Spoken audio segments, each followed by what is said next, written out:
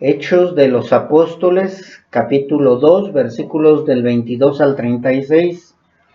Hoy, mis hermanos, continuamos con la serie del libro de Hechos de los Apóstoles. La enseñanza del día de hoy se llama Señor y Cristo. Hoy vamos con el estudio número 11 y apenas vamos con el capítulo 2. Dice así la bendita palabra de nuestro Dios. Se lee en el nombre del Padre, del Hijo y del Espíritu Santo. Dice: varones israelitas, oíd estas palabras.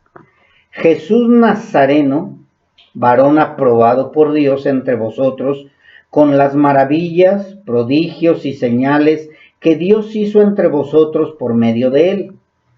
Como vosotros mismos sabéis, a éste, entregado por el determinado consejo y anticipado conocimiento de Dios, prendisteis y matasteis por manos de inicuos, crucificándole, al cual Dios levantó, sueltos los dolores de la muerte, por cuanto era imposible que fuese retenido por ella. Porque David dice de él: veía al Señor siempre delante de mí, porque está a mi diestra, no seré conmovido. Por lo cual mi corazón se alegró y se gozó mi lengua, y aún mi carne descansará en esperanza. Porque no dejarás mi alma en el Hades, ni permitirás que tu santo vea corrupción. Me hiciste conocer los caminos de la vida, me llenarás de gozo con tu presencia. Varones hermanos, eso os puede decir libremente del patriarca David, que murió y fue sepultado, y su sepulcro está con nosotros hasta el día de hoy. Pero siendo profeta y sabiendo que con juramento Dios le había jurado que de su descendencia, en cuanto a la carne, levantaría al Cristo para que se sentase en su trono. Viéndolo antes, habló de la resurrección de Cristo, que su alma no fue dejada en el Hades, ni su carne vio corrupción. A este Jesús resucitó Dios, de lo cual todos nosotros somos testigos. Así que, exaltado por la diestra de Dios, y habiendo recibido del Padre la promesa del Espíritu Santo, ha derramado esto que vosotros veis y oís. Porque David no subió a los cielos, pero él mismo dice: dijo el Señor a mi Señor, siéntate a mi diestra, hasta que ponga a tus enemigos por estrado de tus pies. Sepa pues ciertísimamente toda la casa de Israel, que a este Jesús, a quien vosotros crucificasteis, Dios le ha hecho Señor y Cristo. Bueno, como pudieron ver, mis hermanos, fueron muchos versículos, mas sin embargo era necesario para que entendiéramos todo lo que está hablando Pedro después del derramamiento del Espíritu Santo. Si ustedes recuerdan, en los dos estudios pasados, hablamos de dos puntos también muy importantes. ¿Importantes para quién? Importantes para la iglesia verdadera. Porque para la gente, pues quizá no sea muy importante, pero para nosotros es muy, muy, muy importante el punto del derramamiento del Espíritu, el punto de la resurrección de nuestro Señor Jesucristo. Y como dice Pablo, no es que haya otro evangelio o que a la gente no le importe el evangelio verdadero. Lo que pasa es que tristemente hay iglesias que no están reconociendo todo esto que nosotros acabamos de leer. Hay iglesias que no se han preocupado verdaderamente por predicar el evangelio, sino hay iglesias que están predicando otro evangelio, pues conforme a sus deseos personales. Vemos que no es que haya otra iglesia tampoco, hay solo una iglesia. Los demás se dirán iglesia, pero solo hay una iglesia verdadera. También hay muchas congregaciones, muchas denominaciones, muchas religiones, mucha gente que se dice iglesia. Incluso he oído a gente que dice: no, la iglesia no es el lugar donde nos reunimos, nosotros somos la iglesia. O sea, hay infinidad de gente que dice eso, pero tristemente, o más bien gracias a sus enseñanzas mentirosas, nosotros podemos decir que no son la iglesia verdadera, que son falsas iglesias o iglesias mentirosas. O se dicen iglesias, o podríamos poner iglesia entre comillas.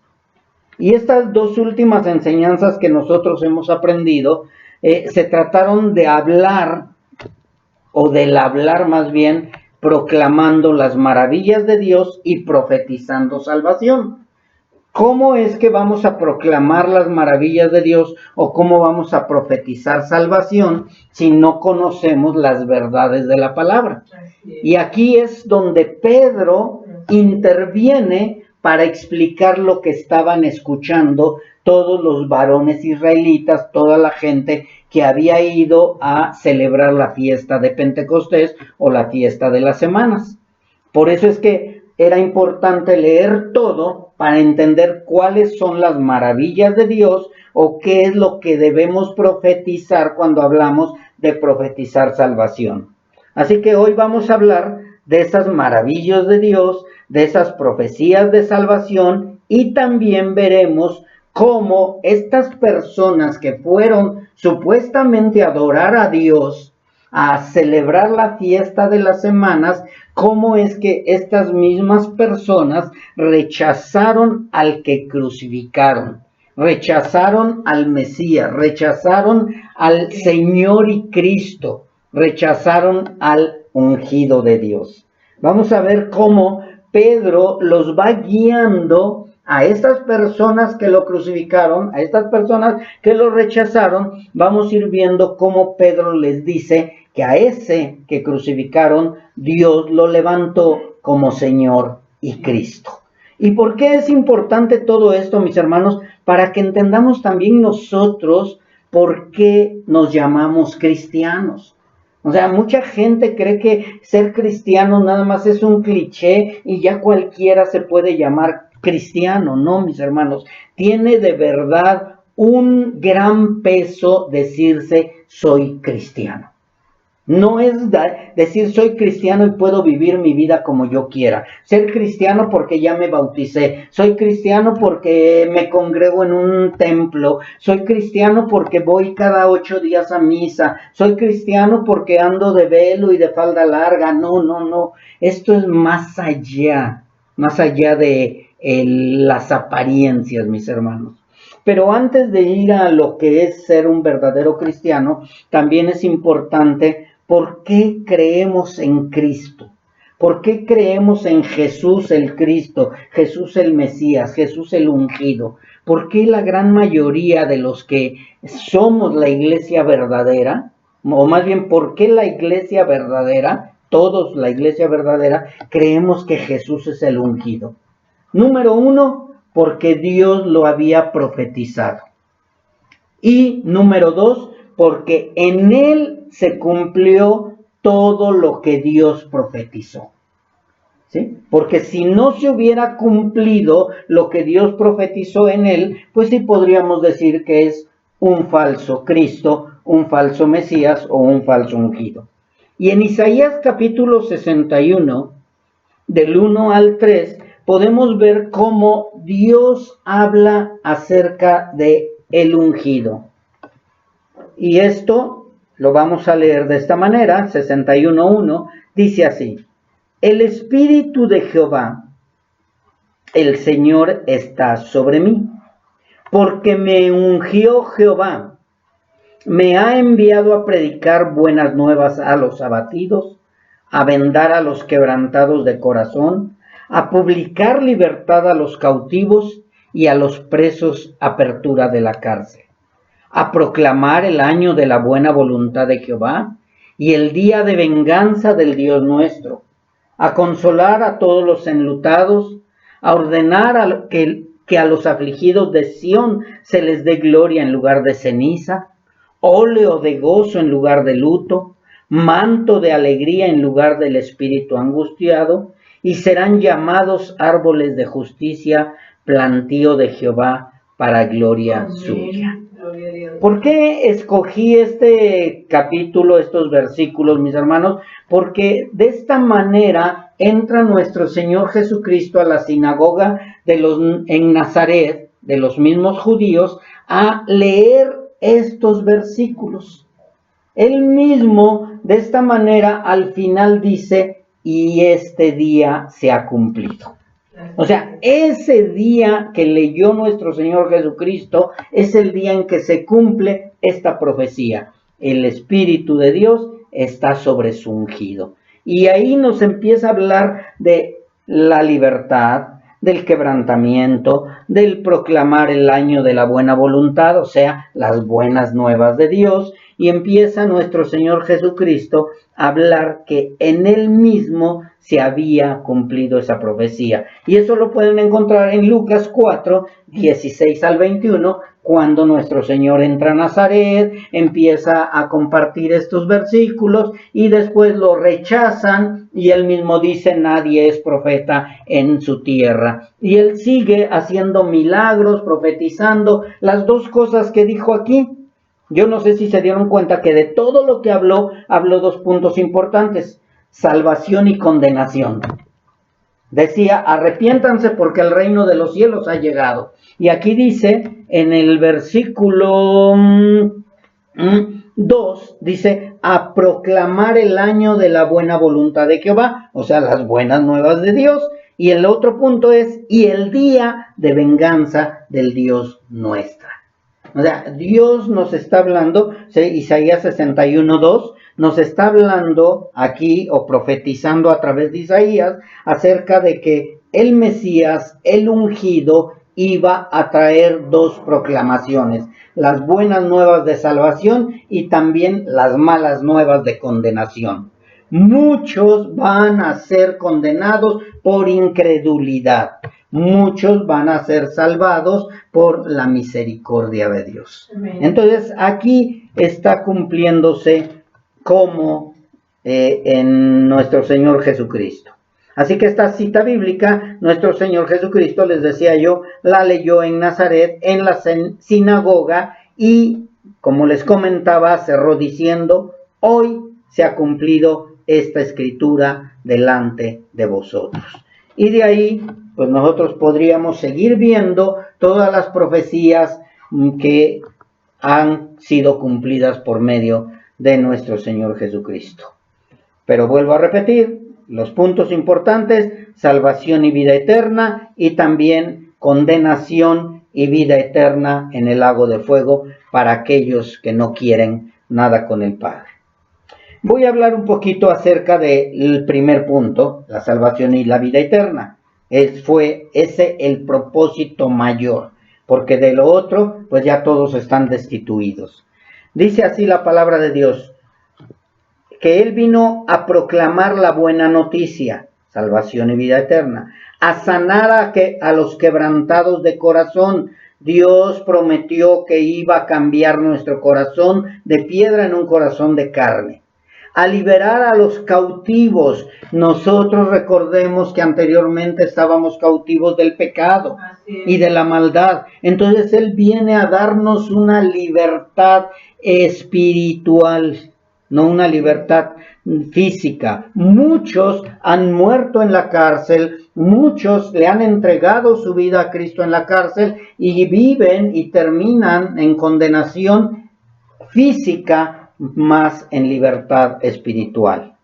También viene y nos dice que Él vino a dar vista a los ciegos guiados por ciegos. Y si nosotros recordamos, pues en ese entonces eran los fariseos, ahora son tristemente todos esos líderes que están desviando a la gente, que están engañando a la gente, que están guiando a ciegos. Los líderes están ciegos y van guiando a más ciegos, y dice que al final todos caerán en la condenación o en el pozo. Y Dios manda a su ungido para darnos vista a nosotros los ciegos. Y también nos habla de que nos viene a poner en libertad a todos aquellos que estábamos oprimidos por la maldad, por el pecado. Dijo, y conocerán la verdad, y la verdad los hará libres. Así que ahora nosotros podemos entender lo que es el año agradable del Señor. El año agradable del Señor viene siendo el año de salvación, las buenas nuevas del Señor. Y el año agradable del Señor había llegado en ese momento, y en ese momento se estaba marcando el tiempo para la restauración espiritual del mundo que estaba y hasta el día de hoy está separado de Dios.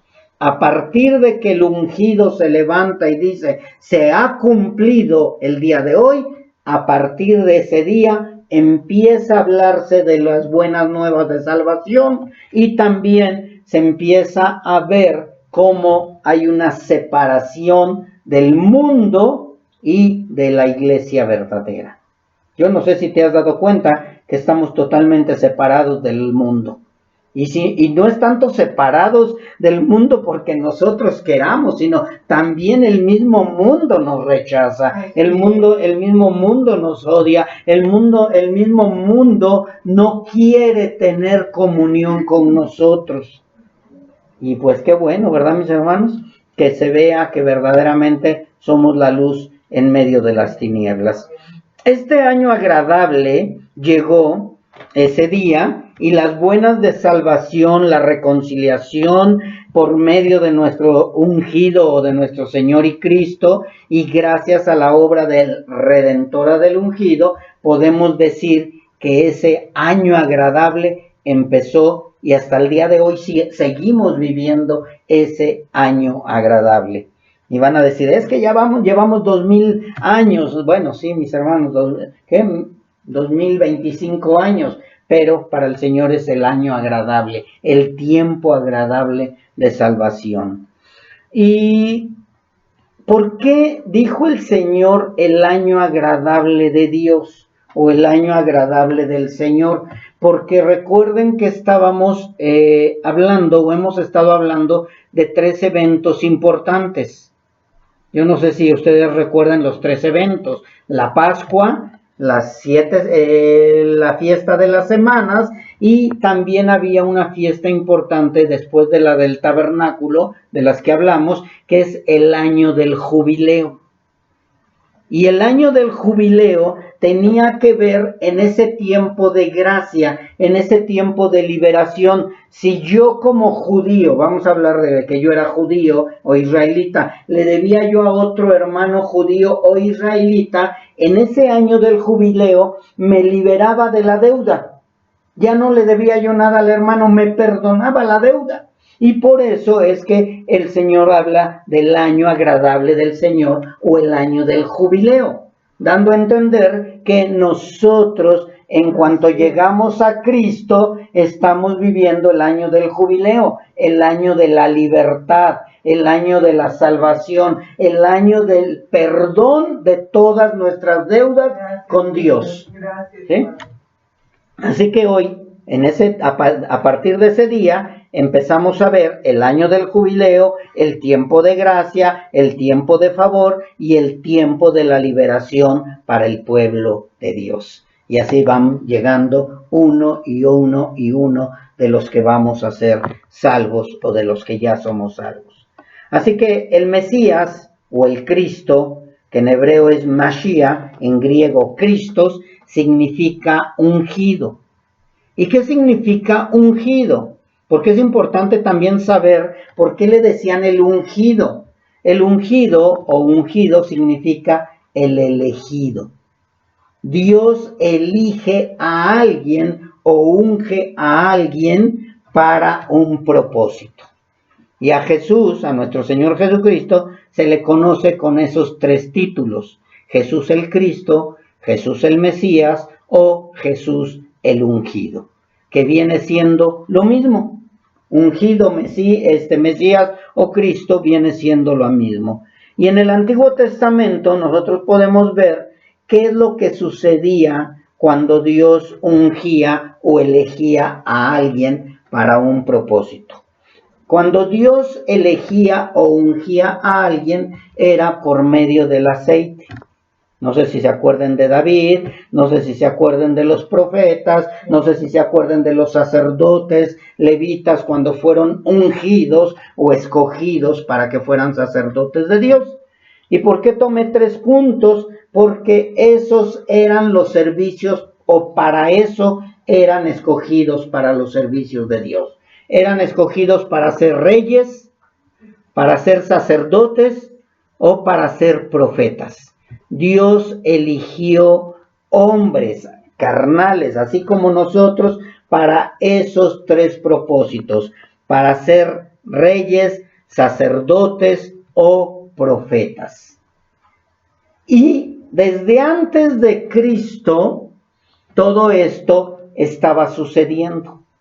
Dios escogía un rey, un sacerdote o un profeta para los propósitos de proclamar las buenas nuevas, para los propósitos de gobernar al pueblo o para el propósito de interceder a favor del pueblo. Y nosotros vemos cumplidos esos 3 ministerios en el ungido de Dios, el que dijo: hoy se ha cumplido. Vemos al ungido de Dios, a Jesús nuestro Señor, al que Él levantó como Señor y Cristo, lo vemos como sacerdote según el orden de Melquisedec, no como el orden levítico. El orden levítico terminó en Juan el Bautista.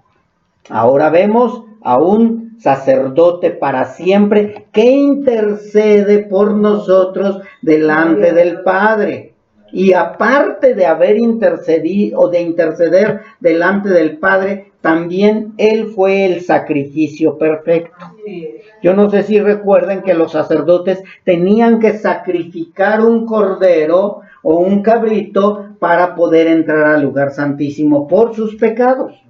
Jesucristo nuestro Señor se presenta como el Cordero de Dios que sacrificó su vida, entregó su vida para poder entrar al lugar santísimo. Uno es ese. Después, profeta, el Mesías, el ungido, nuestro Señor Jesucristo, también es el que profetizó salvación y condenación a través de su palabra. No sé si recuerden que en Deuteronomio vimos que Dios iba a levantar un profeta al cual tenían que obedecer en todo lo que él dijera, porque él iba a ser la voz de Dios. No sé si recuerden eso, ya se los dije, ya no lo voy a volver a repetir. Y entonces este profeta de Dios es nuestro Señor Jesucristo, el cual todo lo que él habló, no lo habló de sí mismo, sino lo dijo todo lo que el Padre le había dicho que le dijera al pueblo. También ya lo leímos. Y Dios lo levanta como rey eterno. Amén. Así que si estamos entendiendo bien, es nuestro profeta, nuestro sacerdote y nuestro rey. Él es el rey que gobierna el reino celestial. Amén. Y a él le debemos toda la gloria y toda la honra. Le reconocemos como nuestro único y suficiente rey también.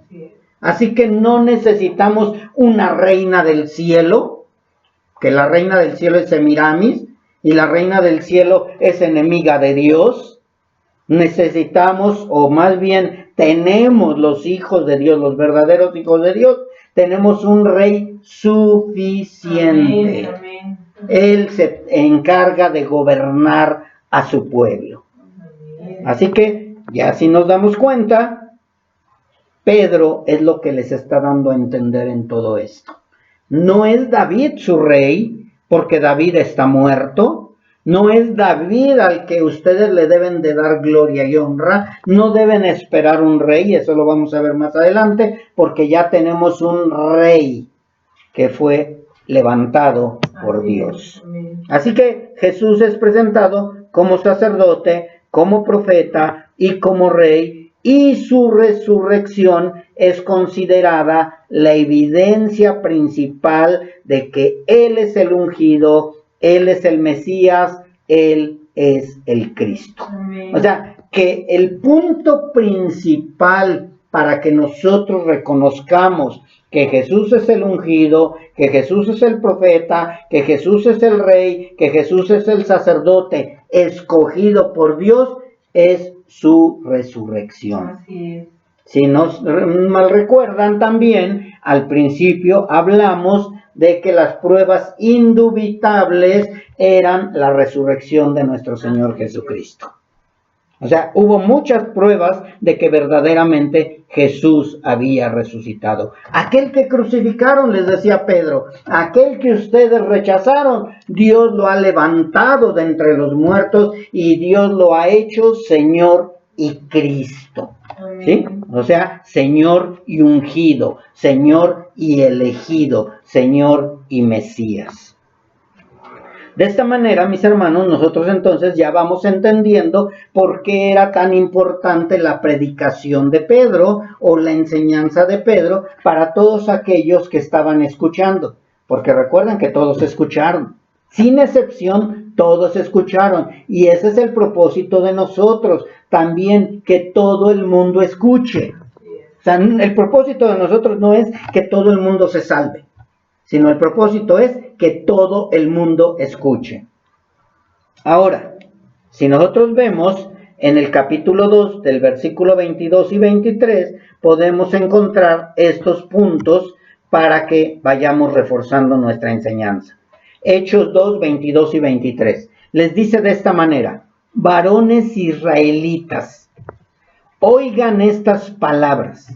Jesús Nazareno, o sea, Jesús de Nazaret, varón aprobado por Dios entre vosotros. ¿Cómo fue aprobado? Con las maravillas, prodigios y señales que Dios hizo entre vosotros por medio de él. O sea, todo lo que hizo el Mesías aquí en la tierra, mis hermanos, todos esos años que estuvo en la tierra tenían un propósito también. Él darle vista a los ciegos, sacar demonios, levantar a los paralíticos, perdonar incluso a la adúltera. O sea, todo lo que él estuvo haciendo, maravillas, prodigios y señales, fueron con un propósito, para que se mostrara delante de todos los que vieron esto, que él era el elegido de Dios. O sea, sí tiene un propósito todo, mis hermanos. Por eso es que la palabra es perfecta, la palabra es suficiente. No necesitamos más, no necesitamos que nos estén endulzando el oído cualquier profetilla o cualquier apóstol o cualquier pastor que únicamente está entreteniendo a la gente. No, mis hermanos, aquí tenemos que aprender lo que dice la palabra y de esta manera podemos llegar a que haya gente que verdaderamente se convierta.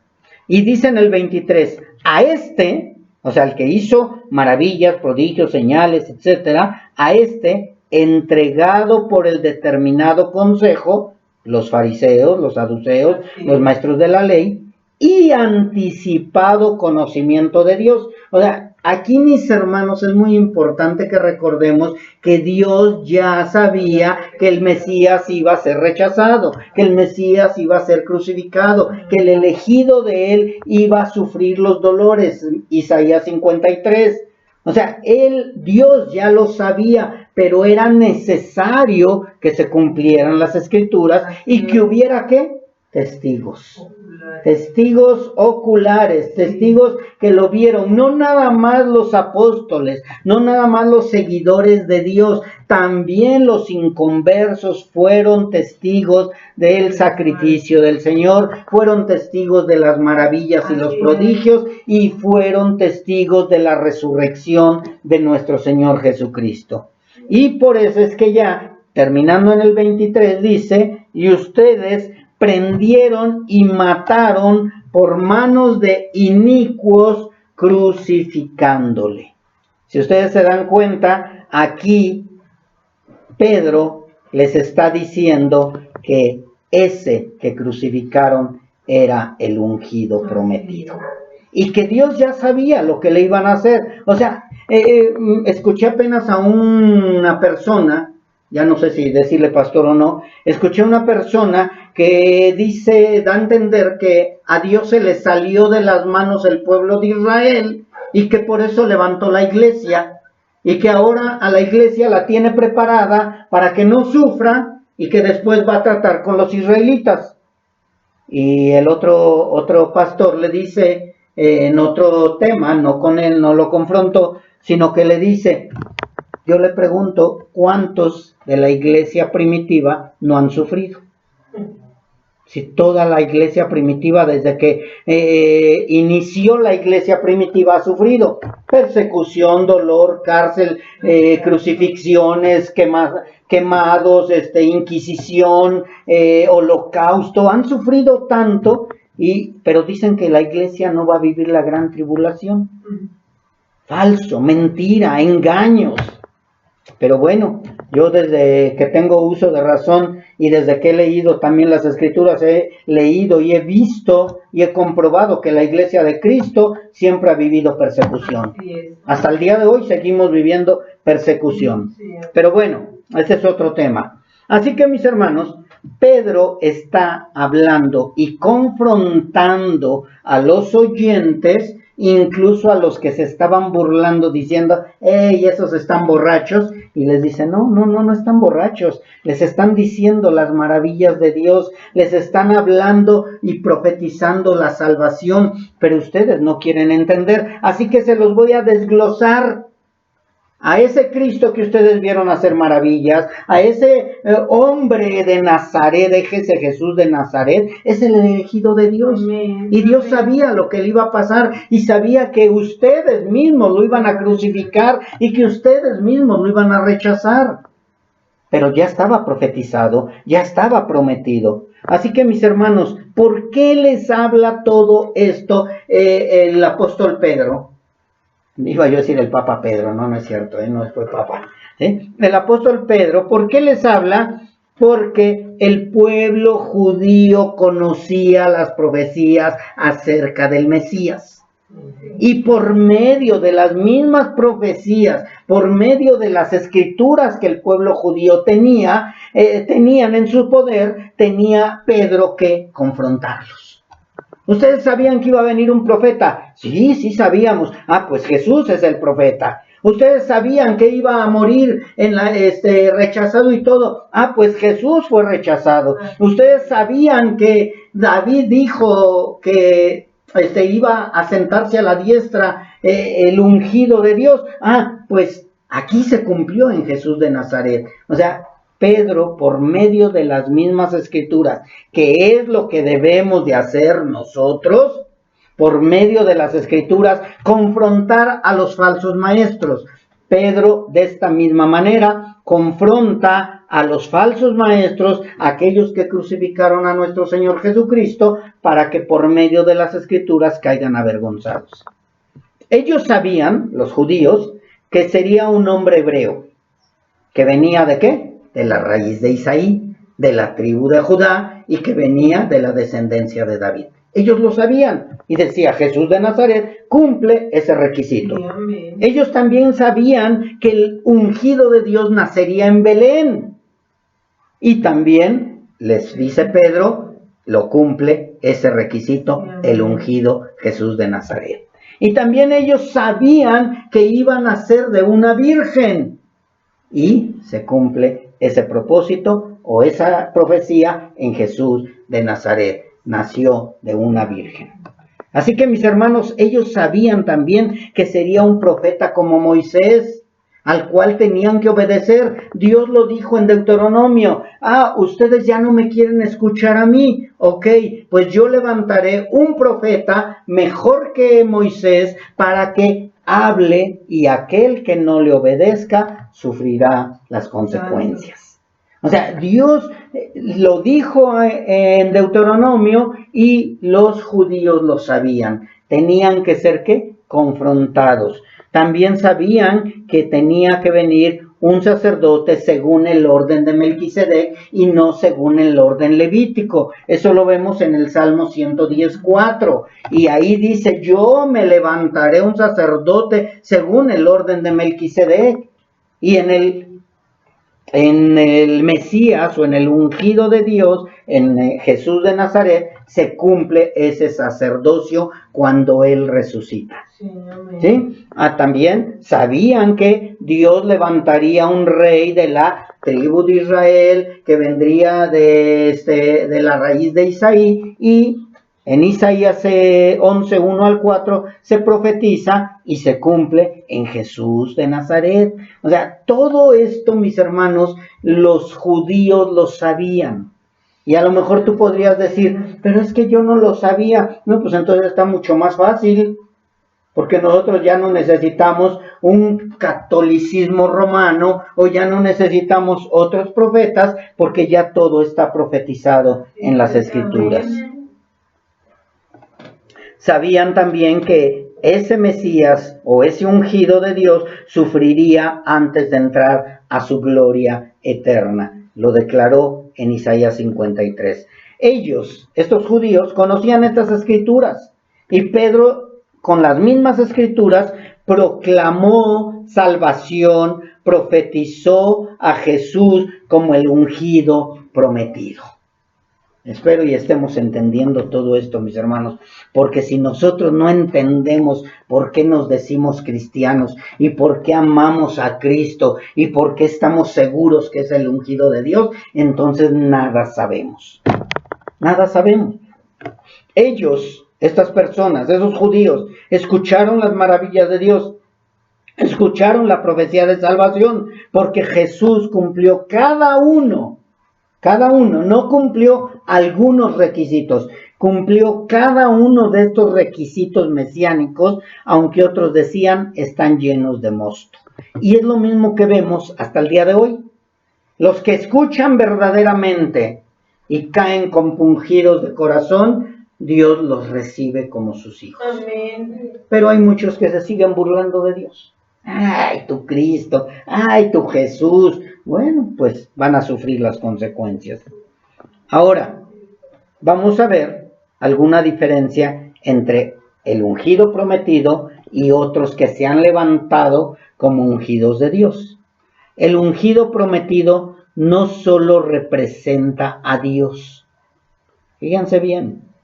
No, el ungido prometido, que es el Señor y Cristo, no representa a Dios. Y ustedes van a decir, no, es que sí representa a Dios, sí, pero aparte de representar a Dios, es Dios. Si nosotros no creemos que el ungido de Dios, que es nuestro Señor Jesucristo, es Dios, entonces estamos hablando de otro ungido y no estamos hablando del ungido verdadero. ¿Por qué aclaro este punto? Porque hay quienes dicen que Jesús no es Dios, que Jesús es un profeta, que Jesús sí conocía las Escrituras, que Jesús es esto, pero declaran que no es Dios. Entre esos, pues lo declaran los testigos de Jehová. Entonces, si nosotros no creemos que el ungido es, aparte de representante de Dios, es Dios, no estamos hablando del mismo Cristo, aunque se llamen seguidores de Jehová, seguidores de Cristo, o digan que Cristo es el ungido, mientras no crean que es Dios, no es el mismo Cristo. Ahora, el ungido también no nos lleva a la tierra prometida. ¿Cuánta gente está esperando llegar a la tierra prometida o está anhelando que esta tierra sea convertida en otra tierra donde no va a haber dolor ni llanto? ¿O cuánta gente está profetizando que los israelitas se vayan a Jerusalén porque ahí van a esperar al Mesías prometido? Mis hermanos, eso es una mentira. El ungido de Dios nos lleva al reino celestial. Él no nos está prometiendo un reino aquí en esta tierra. Él no nos está prometiendo la Jerusalén terrenal. Él nos promete el reino celestial y la Jerusalén celestial. También el ungido el ungido de Dios no entra al lugar santísimo. muchos entran según ellos al lugar santísimo y oran e interceden por Dios. Incluso hay unos que se dicen que si no es por medio de ellos, no hay salvación. Yo no sé si los has oído. Entre ellos ahí está un Maldonado, que dice que si no perteneces a la iglesia de él, entonces tú no puedes ser salvo. Y hay muchos que así dicen. Y no, mis hermanos, él, nuestro ungido, no únicamente entra al lugar santísimo. Nuestro ungido, que es el ungido de Dios, está sentado a la diestra. ¿Qué significa que está sentado a la diestra? Que ya terminó todo. Consumado es. Ya no tiene que estar siendo sacrificado nuevamente. Ya no más sacrificios. Él fue el sacrificio perfecto. Él es el único Dios verdadero y es el único profeta verdadero. Es el único sacerdote verdadero y Jesús es el ungido prometido y el Señor lo ha llamado. Jehová de los ejércitos lo ha hecho Señor y Cristo. Señor de cada uno de nosotros.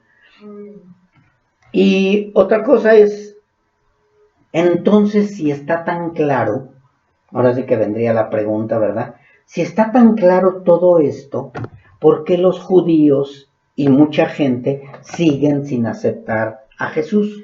Pero me voy a enfocar más que nada en los judíos, ¿sí? Porque acuérdense que por medio de los judíos iba a venir el Mesías, y vino el Mesías. Pero ¿por qué entonces, si está tan claras las Escrituras, por qué no aceptan a Jesús como el Mesías? ¿Por qué no aceptan a Jesús como el profeta de Dios, el ungido de Dios? ¿Por qué? Y a lo mejor ustedes sí tienen la respuesta, o a lo mejor no, pero yo les voy a decir una cosa. Dios profetizó esta ceguera espiritual. Dios dijo que por la desobediencia del pueblo de Israel les iba a dar una ceguera espiritual y una sordera espiritual para que oyendo no oyeran y viendo no vieran, para que no se convirtieran tan fácilmente.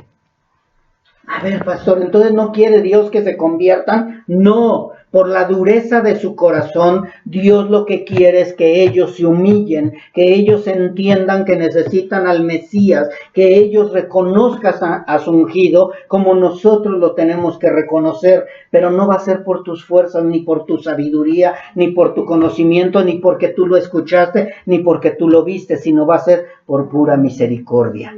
Porque el Señor tendrá misericordia de los que Él quiera tener misericordia. Y Él conoce los corazones de los judíos, de los israelitas. Él conocía el corazón de ellos que decían, yo te quiero, Jehová, y al ratito iban en pos de otros dioses. Y por eso es que Dios profetizó una ceguera espiritual. En Isaías 6, 9, 10 lo podemos ver, y en Mateo 13 al 15, Jesucristo nuestro Señor vuelve a confirmar esa profecía. Isaías 6, 9 al 10, Mateo 13 al 15. En esas dos citas bíblicas podemos ver por qué el pueblo de Israel no quiere a Jesús de Nazaret como su Mesías. Porque Dios mismo les dio una ceguera. Y Dios va a abrir los ojos, ¿a quiénes? A los que Él tenga misericordia, a los que Él quiera. ¿Y por qué Dios les dio esa ceguera? Ya lo dije, por su dureza del corazón, por su desobediencia, y por eso hasta el día de hoy los judíos siguen buscando, así como en esa ocasión buscaban en Jesús un Mesías político y no un Mesías salvador del pecado. Ellos querían que se levantara en armas Jesús, que acabara con el pueblo, con los romanos y levantara su nuevo reino. Y como no se cumplió, ese no es el Mesías. No entendieron lo espiritual, no entendieron ese Mesías que Dios había prometido.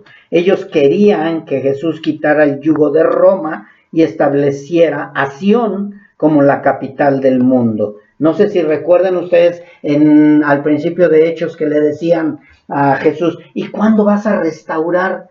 ¿Y cuándo vas a restaurar Jerusalén? Y les dice, eso no les compete a ustedes. Ustedes preocúpense por esto, porque hay salvación, hay vida eterna, he resucitado. Eso proclamen, las buenas nuevas. ¿Y ellos qué querían? No, queremos ver a Jerusalén nuevamente en toda su esplendor. No, eso no les interesa a ustedes.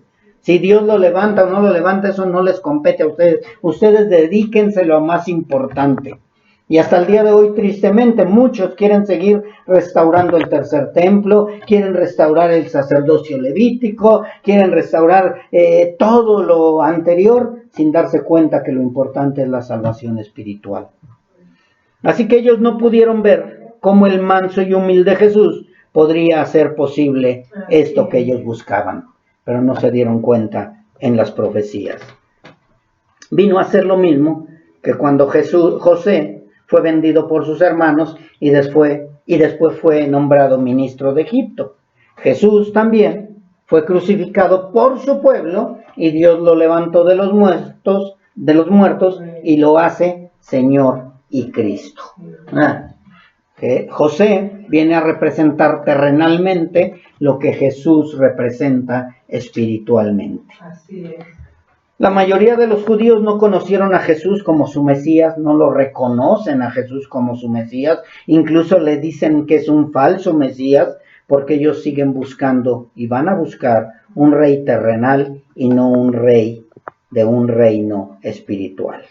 Así que mis hermanos, creo que ya con todo esto, ahora sí vamos entendiendo cómo es que les dice que a ese Jesús Nazareno, varón aprobado por Dios, a ese mismo Jesús ustedes mataron. Y no nada más dice ustedes mataron, sino dice por manos de inicuos. No les está diciendo son culpables, sino son inicuos, son pecadores, son falsos, son aquellos que lo prendieron y lo mataron crucificándolo. Porque acuérdense que la crucifixión era lo más degradante. Era lo más degradante. Crucificar a un judío, si crucificar a cualquiera era degradante, ahora crucificar a un judío era más degradante todavía. Por eso ellos decían, es que ya viene la Pascua y nosotros no podemos crucificarlo, ustedes crucifíquenlo. No querían asumir la responsabilidad del sacrificio o de la crucifixión de nuestro Señor Jesucristo. Mas, sin embargo, Pedro, volviendo al capítulo 2 de Hechos, continuando con el 24 en adelante, ya leímos el 22 y 23, el 24 en adelante, Pedro empieza a hablar acerca de lo que David pudo ver. Recuerden que Dios no nada más ahí a Pedro le está revelando, sino Dios está revelando que David también fue profeta. ¿Y por qué decimos que David fue profeta? Porque él también vio el esplendor de nuestro Señor Jesucristo. Y Pedro de esta manera les empieza a hablar, igual que nuestro Señor Jesucristo también les habló de que él había vivido o existía o estaba antes de Abraham. Yo no sé si recuerden ustedes que Jesús les dijo, yo antes de Abraham ya estaba. Y dijeron, ¿cómo? Si no eres más grande que nosotros. Y no entendieron. ¿Sí? Entonces aquí Pedro les está diciendo que aquel que crucificaron en el 24, dice, al cual Dios levantó sueltos los dolores de la muerte, por cuanto era imposible que fuese retenido por ella. O sea, aquí Pedro les vuelve a recalcar, el Mesías prometido no podía quedarse en la tumba, no podía quedarse muerto, tenía que resucitar. Y les empieza a citar el Salmo donde David dice, y veía al Señor siempre delante de mí, porque está a mi diestra. O sea, el Señor está hablando de Jesús el Mesías. Está delante de mí porque está a mi diestra y no seré conmovido. Por lo cual mi corazón se alegró y se gozó mi lengua y aún mi carne descansará en esperanza. ¿Quién está hablando todo esto? David. Pedro está diciendo lo que David dijo. En su profecía está maravillado David porque él vio al Mesías, al ungido, sentado a la diestra del Padre. Y dice que su corazón se alegró y se gozó su lengua, dice, y su carne descansa en esperanza. Dios le permite a David ver el esplendor del ungido, y de esta manera David cree aún más de lo que ya creía del Mesías y de Dios.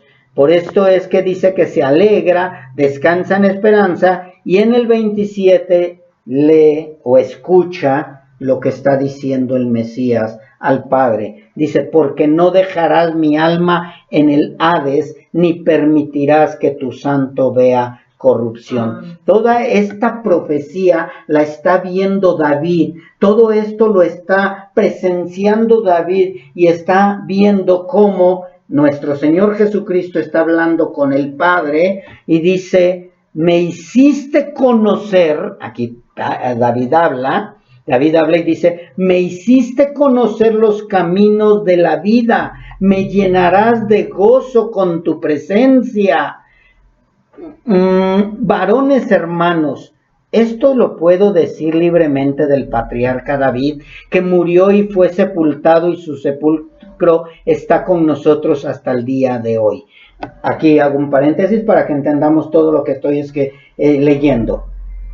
Pedro está hablando que David mismo vio al Mesías sentado a la diestra, que vio él mismo cómo el Mesías le decía, tú no dejarás en el sepulcro mi cuerpo, porque yo, aquí le dice, no permitirás que tu santo vea corrupción, porque yo no voy a ver corrupción. Y esto, Pedro ya ahora habla dirigiéndose a los oyentes y les dice, esto no está hablando David de David, o sea, está diciéndolo Pedro. Esto que estoy leyendo, esto que el profeta o el rey David dijo, no está hablando de sí mismo. Dice, porque David está sepultado. Todos sabemos dónde está la tumba de David. Aquí les habla en el 29. Varones hermanos, se puede decir libremente que David murió y fue sepultado, y su sepulcro está con nosotros hasta el día de hoy. O sea, está dando a entender que lo que David vio no fue la vida de David, sino que vio la vida del Mesías, del ungido. Porque David sabía que él sí iba a morir, él sí iba a haber corrupción, pero el Cristo no. Dice, pero siendo en el 30, pero siendo profeta y sabiendo que con juramento de Dios le había jurado que de su descendencia, en cuanto a la carne, levantaría al Cristo para que se sentase en su trono. David sabía que de su descendencia iba a venir el ungido prometido, el Mesías, el Cristo prometido. Él sabía eso, y él sabía también que iba a ser por medio de la carne. Si ustedes leen, cuando hablo de la carne, estoy hablando de la descendencia carnal. Él sabía todo esto, que de ahí, de la tribu de Judá, iba a venir el Señor y Cristo, pero que sería levantado para que se sentara en su trono eternamente. Dice, viéndolo antes, o sea, esto ya vuelve hacia atrás, viendo esa profecía cumplida, vio al Señor Jesucristo sentado a la diestra, dice, viéndolo antes, habló de la resurrección de Cristo, que su alma no fue dejada en el Hades, ni su carne vio corrupción. Ya ahora sí ya entendemos todo, ¿verdad? Ya decimos, entonces David profetizó lo que vio, pero también es lo que ya sabía, y cuando lo ve, entonces su alma descansa, se llena de gozo su corazón, porque está viendo esa promesa cumplida. Dice, y viéndolo después, y ya después en el 32 dice, a este Jesús resucitó Dios, de lo cual, esto es importante también, todos nosotros somos testigos. ¿Por qué dice todos nosotros somos testigos? porque acuérdense que primero vinieron a celebrar la Pascua y después se quedaron para celebrar la fiesta de las semanas. Entonces, toda esa gente que escuchó hablar en lenguas, en sus idiomas, a lo mejor no entendieron por qué crucificaron a ese hombre allá en el Gólgota. Pero ya de entonces Pedro se encarga de decirles, ¿se acuerdan en la Pascua? Ustedes estuvieron en la Pascua, no digan que no estuvieron, porque ustedes estuvieron presentes. Ustedes vieron cómo ese hombre fue latigado, fue caminando y fue crucificado allá. De ese hombre es del que les estoy hablando. Ustedes fueron testigos, ustedes vieron cómo fue crucificado, pero también ustedes vieron cómo resucitó. Acuérdense que anduvo bastantes días, 40 días estuvo haciendo milagros. Entonces, mis hermanos, él está hablándoles y confrontando a aquellos que están escuchando. Acuérdense que todos escuchan, mas no todos se convierten. Dice, así que exaltado por la diestra de Dios y habiendo recibido del Padre la promesa del Espíritu Santo, ha derramado esto que vosotros veis y oís. O sea, ya les está explicando. ¿Saben cuál fue el propósito del derramamiento del Espíritu? Para que ustedes escuchen y oigan las maravillas de Dios y las profecías de salvación. A ese que ustedes crucificaron, a ese que ustedes vieron que fue crucificado, a ese que ustedes supieron que había resucitado, a ese el Señor lo levanta de los muertos y como ustedes no lo entendían, Dios derrama de su Espíritu Santo para que ahora lo entiendan todos. Amén.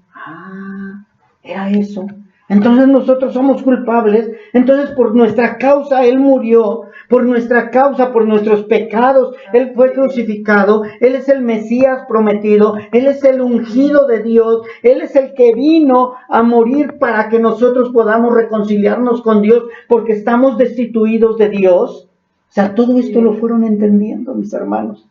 Y ese es el propósito, que la gente vaya entendiendo que nadie puede acercarse a Dios si no es a través del Mesías crucificado, del Mesías resucitado, del Mesías que derrama el Espíritu Santo en nosotros. Y dice en el 34, porque David no subió a los cielos. O sea, este punto es importante. David no subió a los cielos. Nunca David subió a los cielos. Pero él mismo dice, dijo el Señor a mi Señor, siéntate a mi diestra. David no subió a los cielos, pero David vio cómo el Padre le dice al Hijo, siéntate a mi diestra. Él dice aquí, el Señor le dijo a mi Señor, yo te lo pongo de esta manera, Jehová le dijo al Mesías o a su Hijo, siéntate a mi diestra, ¿sí? Hasta que ponga a tus enemigos por estrado de tus pies. ¿Cuándo va a suceder esto de que ponga a sus enemigos como estrado de sus pies? Cuando venga la gran ira de Dios. Después de la gran tribulación, después de que su pueblo sea recogido, apartado, llevado, entonces viene destrucción repentina. Ya todos los enemigos de Dios están ahí reconociendo que es el Mesías, pero ya no hay oportunidad de salvación. Vean nada más cuántas maravillas encontramos que Pedro les está diciendo, un iletrado, uno del vulgo, un ignorante total, les está diciendo lo que él entendió, lo que le fue revelado por Dios para que pudiera explicarlo. No están borrachos, no están hablando tonterías, no están hablando saca la bazuca, no están hablando lenguas que ni siquiera ellos mismos entienden. No le crean esos falsos maestros. Están hablando maravillas, están hablando verdades, están hablando que el Jesús, aquel que crucificaron, aquel que han rechazado, es el Señor y Cristo. Y ya aquí después dice en el 36, sepa pues, ciertísimamente, o sea, que no haya lugar a dudas, ciertísimamente toda la casa de Israel, sin excepción, que a este Jesús, a quien ustedes crucificaron, Dios lo ha hecho Señor y Cristo. Si se dan cuenta, mis hermanos, qué hermosa predicación dio nuestro hermano Pedro. Amén. Qué hermosa explicación le dice a todos aquellos que estaban atónitos, a todos aquellos que no entendían nada, escuchaban pero no entendían.